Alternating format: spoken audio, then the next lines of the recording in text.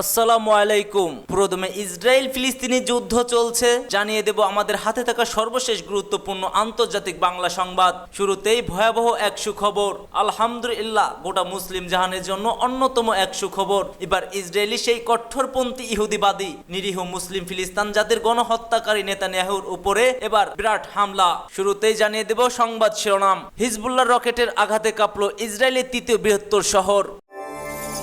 অন্যদিকে 144 ধারা ভঙ্গ, পিটিআই এর নেতাদের বিরুদ্ধে রাষ্ট্রদ্রোহীর মামলা। আরো জানিয়ে দেব সামরিক শক্তিতে ইসরায়েলের চেয়ে কতটা এগিয়ে ইরান। থাকবে বিহারে মাওবাদী নেত্রী সহ 22 জনের মৃতদেহ শনাক্ত, নিখোঁজ অনেকেই। সর্বশেষ ইসরায়েলের উপরে বড় হামলা চালিয়ে পুরস্কার পেলেন যিনি। এতক্ষণ শুনছিলেন সংবাদ শিরোনাম, এবার বিস্তারিত। তার আগে আপনি আপনার মন্তব্যটি আমাদের কমেন্ট বক্সে জানিয়ে দেবেন এবং ভিডিওটি ভালো লাগলে অবশ্যই একটি লাইক ও চ্যানেলটিকে সাবস্ক্রাইব করে যাবেন। হিজবুল্লাহ রকেটের আঘাতে কাঁপল ইসরায়েলের তৃতীয় বৃহত্তর শহর। গত বছর 7 অক্টোবর ইসরায়েলে ঢুকে অতর্কিত হামলা চালিয়েছে হামাস। পাল্টা জবাবে টানা 1 বছর ধরে গাজায় নৃশংস হামলা চালাচ্ছে ইসরায়েল। এই যুদ্ধ এখন বিস্তৃত লাভ করেছে লেবানন, সিরিয়াতে। পক্ষে বিপক্ষে পাল্টাপাল্টি হামলার জেরে অশান্ত হয়ে উঠেছে মধ্যপ্রাচ্যগুলো।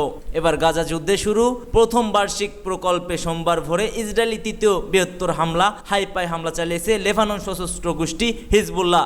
এক প্রতিবেদনে এই খবর জানিয়েছে বার্তা সংস্থা রয়টার্স। প্রতিবেদনে বলা হয়েছে, ইসরায়েলি আকাশ প্রতিরক্ষা ব্যবস্থা উপেক্ষা করে হাইপা ও তিবেরিয়া শহরে আঘাত হেনেছে হিজবুল্লাহ রকেট। আহত হয়েছে 10 জন। হিজবুল্লাহ দাবি করে ফাদি এক ক্ষেপণাস্ত্র ব্যবহার করে হাইপার দক্ষিণে একটি সামরিক ঘাঁটিতে হামলা করেছে, যার মধ্যে 2টি রকেট ভূ সাগর উপকূলে হাইপাতে, অন্য 5টি ইসরায়েলি তিবেরিয়া শহরে আঘাত হেনেছে।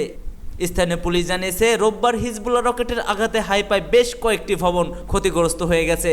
সামান্য আঘাত পাওয়ার কয়েকজন চিকিৎসকের জন্য নিকটবর্তী হাসপাতালে নিয়ে যাওয়া হয়। আল জাজিরা সংবাদ মাধ্যম নূর ও দেহ জানিয়েছেন, এই প্রথম হাইফার বাসিন্দারা শহরের ভিতরে হিজবুল্লাহ রকেট হামলা দেখেছে। তিনি আরো বলেন, প্রায় 3 লাখ বাসিন্দা সহ উত্তর ইসরায়েলের বৃহত্তর শহর হাইফা কৌশলগতভাবে এই শহরে বেশ গুরুত্বপূর্ণ। এখানে একটি বন্দর, তেল শোধনাগার এবং শিল্প কমপ্লেক্স রয়েছে। এটি হিজবুল্লাহর আক্রমণের লক্ষ্যবস্তু হবে, যা ইসরায়েলরা ভাবতেই পারেনি। এই আক্রমণে ইসরায়েলকে প্রভাবিত করতে বাধ্য করেছে। 144 ধারা ভঙ্গ, পিটিআই এর নেতাদের বিরুদ্ধে রাষ্ট্রীয় দ্রোহের মামলা। এবার সাবেক প্রধানমন্ত্রী ইমরান খানের মুক্তির দাবিতে আবার পথে নামলেন তার দল পাকিস্তান তেহরিক ই ইনসাফের অর্থাৎ পিটিআই নেতাকর্মীরা। পুলিশের নিষেধাজ্ঞা উপেক্ষা করে শুক্রবার থেকে দফায় দফায় বিক্ষোভ হয়েছে রাজধানীর ইসলামাবাদ সহ দেশের বিভিন্ন শহরে। 144 ধারা ভঙ্গ করে ইসলামাবাদের ডি চকে বিক্ষোভ করার অপরাধ হয়েছে। এই অভিযোগে পিটিআই এর শীর্ষ নেতাদের বিরুদ্ধে রাষ্ট্রদ্রোহ এবং সন্ত্রাসের মামলা করেছে পুলিশ কর্তৃপক্ষ। এতে অন্তত 300 নেতাকর্মী অভিযুক্ত করা হয়েছে বলে এক প্রতিবেদনে জানিয়েছে দ্য এক্সপ্রেস ট্রিবিউন। মামলার এজাহারে পিটিআই এর শীর্ষ নেতাদের মধ্যে রয়েছেন হামাদ আজহার, সালমান আকরাম রাজা ও প্রমুখ শেখ ইমতিয়াজ আলী। পুলিশ দাবি করেছে, কারাগার থেকে ইমরান খান নেতাকর্মীদের ব্যবহার করে রাষ্ট্রের বিরুদ্ধে সহিংস কর্মকাণ্ডে লিপ্ত হতে প্ররোচিত করেছেন। ফলে এসব নেতাকর্মীরা পিটিআই কর্মীদের সঙ্গে নিয়ে রাষ্ট্রবিরোধী স্লোগান দেন এবং ভাঙচুরে লিপ্ত হন। এ নিয়ে মিল্লাত park police station, Nasirabad police station সহ কয়েকটি থানায় পৃথক মামলা দায়ের করেছে। এসব হামলায় রাষ্ট্রদ্রোহ এবং সন্ত্রাসবাদের অভিযোগ আনা হয়েছে। এদিকে খাইবার পাখতুয়ানেও প্রদেশের মুখ্যমন্ত্রী তথা ইমরান খানের ঘনিষ্ঠ পিটিআই নেতা আলী আমিন গান্দারপুরকে পাক রেঞ্জার আটক করেছে বলে কয়েকটি সংবাদ মাধ্যম প্রকাশিত করেছে, যদিও আনুষ্ঠানিকভাবে তা এখনো সরাসরি স্বীকার করেনি তারা। গত বছর থেকে রাওয়ালপিন্ডি আদিয়ালা জেলে বন্দী রয়েছেন ইমরান খান। সাম্প্রতিক সময়ে তার মুক্তির দাবিতে জোরালো বিক্ষোভ হচ্ছে পাকিস্তানে। তোষাখানা, রাষ্ট্রীয় গোপন তথ্য ফাঁস হওয়া সহ একাধিক মামলায় জামিন পেলেও এখনো মুক্তি পাননি পাকিস্তানের সাবেক এই প্রধানমন্ত্রী ইমরান খান। সামরিক শক্তিতে ইসরায়েলের চেয়ে কতটা এগিয়ে ইরান? ইসরায়েলের চেয়ে সামরিক শক্তিতে 3 ধাপ এগিয়ে ইরান। সামরিক সক্ষমতার শীর্ষ দেশগুলোর মধ্যে র্যাঙ্কিংয়ে ইরানের অবস্থান 14 আর ইসরায়েলের অবস্থান 17তম। পারমাণবিক স্থাপনা, সামরিক খাতে ব্যয়, সেনাদের সদস্য সংখ্যা সবকিছুতেই দখলদারদের টক্কর দিতে প্রস্তুত তেহরান। তবু কেন তেল আবিবের এত দাপট? গত 1 অক্টোবর মঙ্গলবার স্থানীয় সময় রাতে ইসরায়েলি ভূখণ্ডে অন্তত 200টি ব্যালিস্টিক ক্ষেপণাস্ত্র হামলা চালায় ইরান। দেশটির 3টি সামরিক ঘাঁটি ও বেশ কিছু অবকাঠামো লক্ষ্য করে অভিযান চালানো হয়। ইরানের বিপ্লবী গার্ড বাহিনী জানায়, গাজায় দখলদারদের চলমান হত্যাকাণ্ড এবং হামাস নেতা ইসমাইল হানিয়া হিজবুল্লাহর প্রধান নাসরুল্লাহ হত্যার জবাবে এই হামলা চালায় তারা। নেতানিয়াহু বলছে, ইসরায়েলকে একসাথে 200 ক্ষেপণাস্ত্রের হামলা চালিয়ে মারাত্মকভাবে ভুল করেছে ইরান এবং এজন্য তেহরানকে চড়া মূল্য দিতে হবে। তিনি এই হামলার প্রতিবাদে পাল্টা প্রতিশোধ নেওয়ার হুমকিও দেন। এক প্রতিবেদনে বিবিসি জানায়, ইসরায়েল ও ইরানের মধ্যে সরাসরি সংঘাত ঘিরে একটি আঞ্চলিক যুদ্ধ শুরুর আশঙ্কা করেছে অনেকে, কারণ দুটি দেশই সামরিক দিক থেকে বেশ শক্তিশালী। সে তালিকায় শীর্ষ 20টি দেশের মধ্যে ইরানের অবস্থান 14 আর ইসরায়েলের অবস্থান 17তম। গ্লোবাল ফায়ার পাওয়ার পরিসংখ্যান অনুযায়ী ইরান সামরিক সক্ষমতার দিক থেকে ইসরায়েলের তুলনায় 3 ধাপ এগিয়ে রয়েছে। এই অবস্থায় দুই দেশের সামরিক সক্ষমতা, একে অপরের আক্রমণ ও নিজ ভূখণ্ডে রক্ষার সামর্থ্য কতটুকু এ বিষয়ে খতিয়ে দেখতে গিয়ে পাওয়া যায়, ইসরায়েলের চেয়ে সামরিক শক্তিতে 3 ধাপ এগিয়েই রয়েছে ইরান। তবুও কেন এত দাপট? নেতানিয়াহু প্রশাসনের একটি প্রশ্ন রয়েই যায়। যুক্তরাষ্ট্র ভিত্তিক গবেষণা প্রতিষ্ঠান ইন্টারন্যাশনাল ইনস্টিটিউট ফর স্ট্র্যাটেজির মিলিটারি ব্যালিস্টিক 2023 প্রতিবেদন অনুযায়ী ইরানের সামরিক বাহিনীর সক্রিয় সদস্য সংখ্যা 6,10,000। এর মধ্যে 3,50,000 সেনা সদস্য, 1,90,000 বিপ্লবী গার্ড বাহিনী সদস্য, 18,000 সেনা, 37,000 বিমান সেনা ও 15,000 বিমান প্রতিরক্ষা সদস্য। দেশটিতে রয়েছে 3,50,000 রিজার্ভ সেনাও।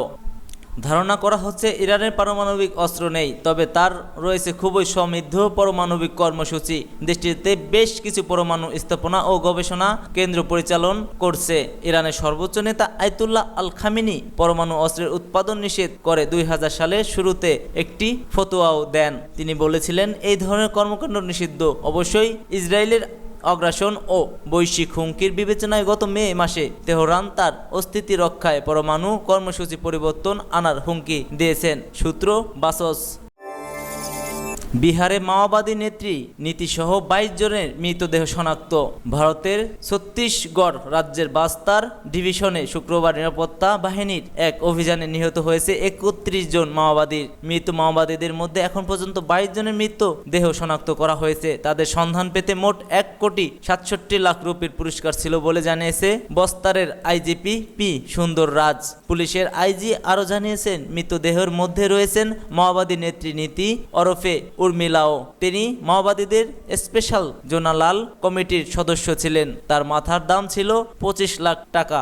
শুক্রবার থেকে নারায়ণপুর এবং দন্তেওয়াড়া জেলার সীমান্তবর্তী অভুজ মাটারের জঙ্গলে অভিযান শুরু করেছিল এসটিএফ এবং ডিআরজি যৌথ বাহিনী। ওরচা এবং বারসুর থানার অন্তর্গত নেনপুর থুলথুলির জঙ্গলে দুই পক্ষের গোলাগুলির বিনিময় হয়। সেই অভিযানে সিপিআই সন্ত্রাস শাখা পিএলজি অন্তত 31 জন নিহত হয়েছে বলে দাবি করেছে পুলিশ। স্পেশাল ট্যাঙ্ক ফোর্স এবং ডিজেটি রিজার্ভ গার্ডের যৌথ অভিযানে উদ্ধার হয়েছিল প্রচুর আগ্নেয় অস্ত্র। তালিকায় রয়েছে 7.26 এসএলআর ইনসারের মতো নিষ্ক্রিয় রাইফেল সহ বিভিন্ন অস্ত্র। নারায়ণপুর ও দন্তপাড়া জেলার সীমানা বরাবর জঙ্গলে প্রায় 48 ঘন্টা ধরে চলে মাওবাদী দমন অভিযান। সংবাদ সংস্থা পিটিআই জানিয়েছে, ছত্তিশগড় রাজ্য গঠন হওয়ার পর থেকে একটি অভিযানে এটি সবথেকে ছত্তিশগড়ের কলঙ্কের জেলায় এক অভিযানে এত বড় ভয়াবহ কাণ্ড ও মৃত্যুর মিছিল। সূত্র আনন্দবাজার পত্রিকা। ইসরায়েলের সফল অপারেশন চালিয়ে পুরস্কার পেয়েছেন আমির। ইসরায়েলের বিরুদ্ধে ইরানের 200 ব্যালিস্টিক ক্ষেপণাস্ত্র হামলায় নেতৃত্ব দিয়েছিলেন ব্রিগেডিয়ার জেনারেল আমিল আলী হাজিজা দেহ। যে অপারেশনের দাম ছিল ট্রুস প্রমিস। সফল সেই অপারেশনের পরিচালনার পর এবার পুরস্কার পেলেন আমির। ইসরায়েলের বিরুদ্ধে ওই অপারেশনে দারুণ সাফল্য পায় ইসলামী ব্রিগার্ড কপার্টস এয়ারলাইন্সের ফোর্সের কমান্ডার মেডেল অফ ফার্ড প্রদান করেছেন নেতা আয়াতুল্লাহ সাইদ আলী খামেনি। রোববার ব্রিগেডিয়ার জেনারেল আমির আলী হাফিজাকে দেহে অর্ডার অফ ফান্থ দিয়ে ইরানের সশস্ত্র বাহিনীর কমান্ডার ইন চিফ লিডার হিসেবে ভূষিত করা হয়। ইহুদিবাদী শাসনের বিরুদ্ধে আইআরজিসি অ্যারো স্পেশাল ফোর্সের দুর্দান্ত ট্রু প্রমিস অপারেশনের জন্য এই পদক দেওয়া হয় তাকে। এর আগে গত 1 অক্টোবর হামাসের রাজনৈতিক ব্যুরো প্রধান ইসমাইল হানিয়া, হিজবুল্লাহ মহাসচিব সাইদ হাসান নসরুল্লাহ এবং আইআরজিসি জেনারেল আব্বাস নীলফর ইউশানকে ইসরায়েলি হত্যার জবাবে অধিকৃত অঞ্চলে অভ্যন্তরীণ লক্ষ্যবস্তুতে আইআরজিসি এর মাধ্যমে 200 ক্ষেপণাস্ত্র হামলা চালায় ইরান, যার কয়েকদিন পরই এই পুরস্কার পেলেন আমির আলী হাজিজা দেহ।